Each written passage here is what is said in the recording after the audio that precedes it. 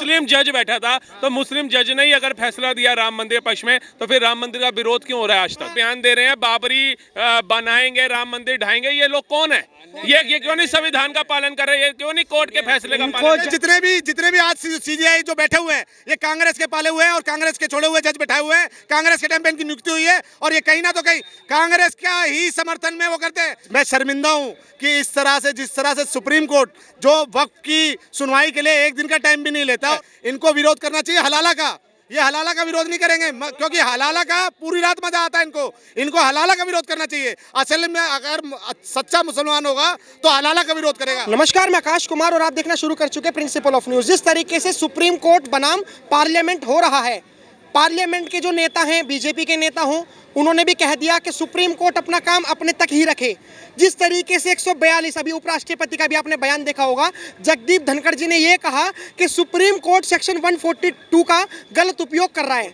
आखिर में सेक्शन 142 क्या है? सेक्शन 142 वो है कि अगर कोई भी चीज़ अगर कॉन्स्टिट्यूशन में नहीं लिखी और अगर सुप्रीम कोर्ट अगर वो कह देता है तो पूरे भारत देश को वो बात माननी पड़ती है। लेकिन आइए जानते हैं लोगों से कि जो वक्फ बोर्ड पर जो हस्तक्षेप करा है और वक्फ बोर्ड को इंटरिम स्टे देने की भी बात हुई थी, अब जो ये जो चीजें चल रही हैं, आखिर में जो लोग हैं सुप्रीम कोर्ट को लेकर क्या सोचते हैं हमारे भारत देश के लोग। नमस्कार सर, नाम क्या होगा? ध्रुव कुमार। लेकिन मैं आपको एक चीज इंट्रोड्यूस करा देता हूं कि ये ध्रुव जी हैं जो सीनियर एडवोकेट हैं सुप्रीम कोर्ट के। और जिस तरीके से सुप्रीम कोर्ट बनाम पार्लियामेंट हो रहा है, क्या राय रखते हैं आप?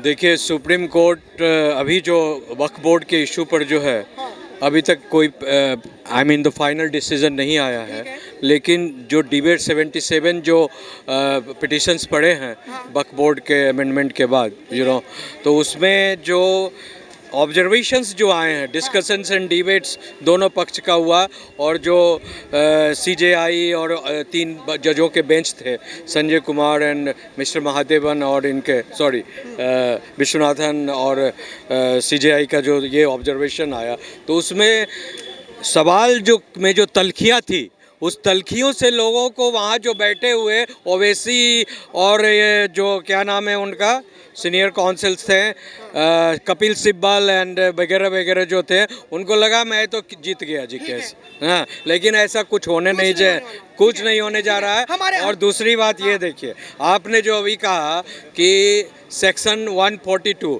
तो आपको बता दें कि संविधान में कोई सेक्शन नहीं होता, ये अनुच्छेद होता है जिसको अंग्रेजी में आर्टिकल कहते हैं। हाँ, आर्टिकल 142 में वो वास्ट पावर है कि कहीं देश में कोई कुव्यवस्था पल रही है, फंडामेंटल राइट्स का वायलेशन हो रहा है, तो वहाँ पर सुप्रीम कोर्ट जो है इंटरवीन करती है। लेकिन यहाँ इशू पर जो है अमेंडमेंट में कहीं कोई फंडामेंटल राइट्स का वायलेशन नहीं हो रहा है। अभी हम आए थे, हमने लोगों से बात करने की कोशिश करी, तो हमें एक चीज़ दिखी बहुत यूनिक, जो कि हमारे देश में लोकतंत्र के ऊपर एक सवाल खड़ा करती है। हमने देखा कि सुप्रीम नहीं, शरिया कोर्ट कहिए, जहां राम मंदिर होने का सबूत मांगना जायज़ है, लेकिन मस्जिद के कागजात दिखाने पर ऐतराज़ है। आखिर में दोहरा चरित्र सुप्रीम कोर्ट ऐसा कर क्यों रहा है? सर खत्म कर दीजिए ना। इस तरह से जो जनता ने कहीं ना तो कहीं लोकसभा में और राज्यसभा में जो लोगों को जिता के भेजा है, खत्म कर दे। सुप्रीम कोर्ट ही अगर सब कुछ है तो इतना खर्चा काहे करा रहे हो? मैं शर्मिंदा हूँ कि इस तरह से, जिस तरह से सुप्रीम कोर्ट जो वक्फ की सुनवाई के लिए एक दिन का टाइम भी नहीं लेता और उसमें तत्कालीन बैठ के जो 3 जजों की जो है बैठक बैठ जाती है और सुनवाई करती है 77 पिटीशन की, जिसको मुर्शिदाबाद नहीं दिखता, जिसमें मुर्शिदाबाद में लोग वक्त चले थे। अरे ये टाइम था जब आप कहते कि वक्फ के बिल को स्टे करिए और जो है मुर्शिदाबाद में राष्ट्रपति शासन लगाइए, जहाँ पे इतनी क्रूरता दिखाई जा रही है। हाँ जी, आप कह रहे हो कि ये चीज गलत है। लेकिन जब सोनिया गांधी के टाइम पर एक जज ने, सुप्रीम कोर्ट के जज ने ये कह दिया था कि इंदिरा गांधी ने गलत तरीके से चुनाव लड़ाए, तब आप ही के पार्टी के लोग खुश क्यों हो रहे थे?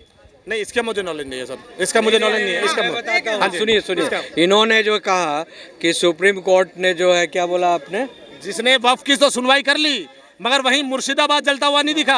हाँ जी, ठीक नहीं, इस पर उन्होंने सीजेआई ने खुद कहा, मैं भी बैठा हुआ था सामने, सीजेआई ने कहा कि विपक्ष के लोग जो बैठे हुए हैं वो मुर्शिदाबाद चैप्टर के थ्रू ये हम पर प्रेशर डालने की कोशिश ना करें, इसका परिणाम अंतोगत्वा गलत होगा। ये बात उन्होंने बोला। ये सही है। अभी कपिल सिब्बल ने ताना मार दिया अमित शाह जी को, मतलब और बड़े बड़े बीजेपी के नेता को।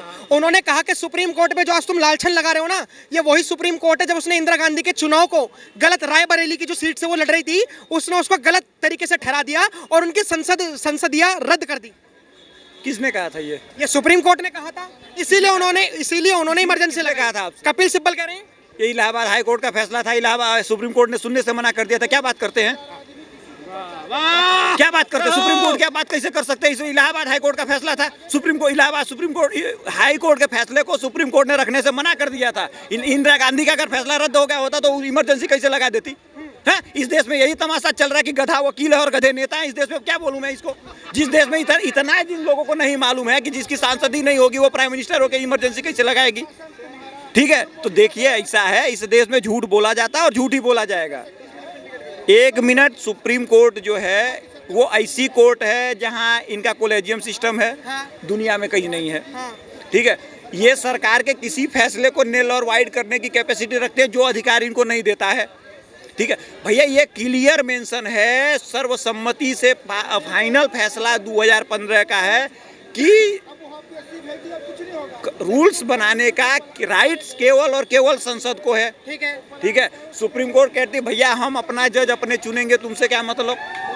ठीक है, ये लोग अपना जज खुद चुनेंगे। इनका जज के यहाँ घर में आग लगेगी, 15 करोड़ मिलेगा तो कहेंगे उसके खिलाफ FIR नहीं लिखी जाएगी। सुनिए, अभी सुनिए, साहबानों का फैसला पलट दिया जाएगा तब ये चुप हो जाएंगे। राम मंदिर का फैसला छोड़ दीजिए, 2013 का जो अमेंडमेंट एक्ट है उसके खिलाफ जो पटिशन जाएगी उसके लिए आपको हाई कोर्ट जाना पड़ेगा। रुकिए, मेरा सवाल ये है कि क्या खाली एक सेलेक्टिव चीजों पर जजमेंट बहुत जल्दी आता है? क्या सेलेक्टिव चीज जैसे क्योंकि सर ये छोड़े हुए जो बड़े बड़े जज बैठे हुए हैं, कहीं ना तो कहीं कांग्रेस के माफिया गिरोह को कहीं ना तो कहीं संरक्षण। हाँ बिल्कुल बिल्कुल सर, ये जितने भी आज CJI जो बैठे हुए हैं ये कांग्रेस के पाले हुए हैं और कांग्रेस के छोड़े हुए जज बैठे हुए हैं। कांग्रेस के टाइम पे इनकी नियुक्ति हुई है और ये कहीं ना तो कहीं कांग्रेस का ही समर्थन में वो करते हैं। सर कल आप ही बता रहे थे, आप कह रहे हो कि CJI ने कांग्रेस ने नियुक्ति करी है, लेकिन 1993 में तो कोलेजियम सिस्टम आया है ताकि जो अपने ही लोग हैं वो ही चुन सके। अब आएगा ना सर, अब भाजपा वो भी बिल लेके आने वाली है, कोलेजियम सिस्टम आएगा जहाँ पे लोकसभा के मेंबर जो है अब जो है नियुक्ति करेंगे उस चीजों के लिए। एक बात बताइए, 2014 में जब पार्लियामेंट में मोदी सरकार एनजेक लेकर आई थी, नेशनल जुडिशियल कमेटी, मेरे को एक बात बताइए, तब तो वहां पे उन्होंने सुप्रीम कोर्ट ने कह दिया था कि अनकॉन्स्टिट्यूशनल है।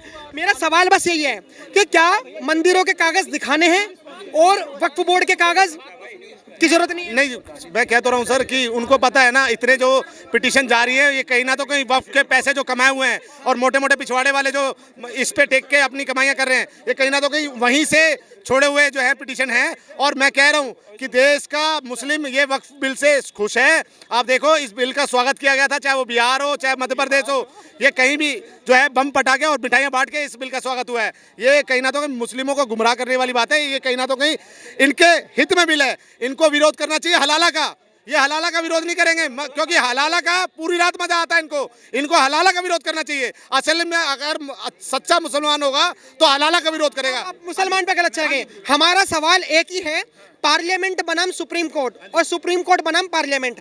आपको लगता है कि पार्लियामेंट को बंद कर देना चाहिए क्योंकि कानून को तो रिव्यू वही कर रही है? देखिए, बिना पार्लियामेंट का देश नहीं चल सकता। ठीक है ना, और अगर डेमोक्रेसी है इस देश में तो उसमें पार्लियामेंट की ज़रूरत पड़ेगी ही, बिकॉज पार्लियामेंट जो है जनता को चुनती है और सवाल जो है लोग सुप्रीम कोर्ट से नहीं कर सकता, सवाल जो है लोग पार्लियामेंटेरियन से करता है। आज किसी जनता के साथ कोई प्रॉब्लम आएगा, कोई इशू आएगा तो लोग अपने इस एरिया के MLA MP से बात करते हैं और वही सवाल को पार्लियामेंट में उठाया जाता है। अच्छा सुनिए, एक मिनट, वकील साहब ने बड़ी अच्छी बात रखी है, मैं इसको ऐसे जस्टिफाई कर देता हूँ कि भैया ये देश चलेगा इलेक्टेड लोगों से। किससे चलेगा? इलेक्टेड लोगों से। सेलेक्टेड लोगों से देश नहीं चलेगा। अगर सेलेक्टेड लोगों से देश चलाना है तो उनकी अकाउंटेबिलिटी होनी चाहिए। मैं एग्जांपल देता हूं आपको, भैया 2G स्कैम में जितने अधिकारी थे उनको कोई सजा हुई? सारे छूटे कि नहीं छूटे? मोदी के ऊपर आरोप लगा था, सारे छूटे कि नहीं छूटे? कौन सा अधिकारी जेल गया? सुप्रीम कोर्ट ने अरविंद केजरीवाल को जमानत किस बिहाफ पे दी कि उनको लगता है भैया उनकी क्या अकाउंटेबिलिटी है, उनको किसी को जवाब देना है। मुझे एक बात बताइए, राष्ट्रपति बड़ा या सुप्रीम कोर्ट बड़ा? राष्ट्रपति बड़ा होता है। अगर अब राष्ट्रपति आपने कहा बड़ा होता है, ठीक। अभी हम आपको बताना चाहते हैं, अगर आपको नहीं पता तो, अभी सुप्रीम कोर्ट ने 142 का हवाला देते हुए उन्होंने ये कहा है कि कोई भी गवर्नर अगर बिल रोक रहा है तो उसकी टाइम लिमिटेशन डाल दी गई है।